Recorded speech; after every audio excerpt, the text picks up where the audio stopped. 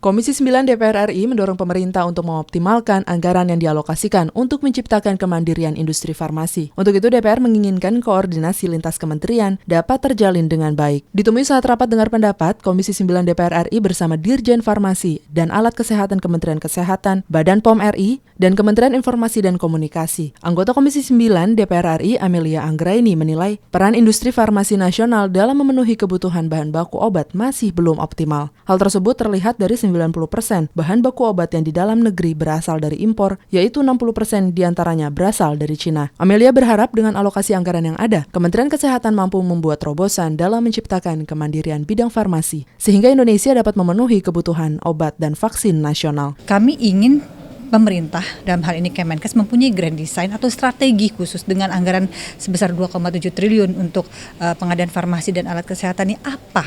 Bagaimana cara Indonesia ke depan bisa mandiri dalam hal memproduksi bahan baku obat. Sementara itu, anggota Komisi 9 Irgan Khairul Mahfiz menginginkan Badan Pengawas Obat dan Makanan atau Badan POM untuk memperketat pengawasan terhadap peredaran bahan baku obat dan vaksin yang beredar di Indonesia, terutama bahan baku impor yang sangat mendominasi. Untuk memenuhi ketersediaan kebutuhan dan obat nasional, Irgan mendorong adanya koordinasi lintas kementerian dalam menyusun strategi untuk memperkuat kemampuan dalam memproduksi obat sendiri, tanpa adanya ketergantungan dengan bahan baku impor. Ya, kita minta ini koordinasi lintas kementerian dan lembaga, Kementerian Kesehatan, Badan POM, katakanlah pabrik-pabrik obat, farmasi, ya, industri vaksin, kemudian juga stakeholder lainnya, semua untuk bisa bekerja sama agar kita punya kemampuan untuk bisa memproduksi obat sendiri tanpa tergantung bahan bakunya dari luar negeri. Helmi Darmawan dan Denus, TVR Parlemen melaporkan.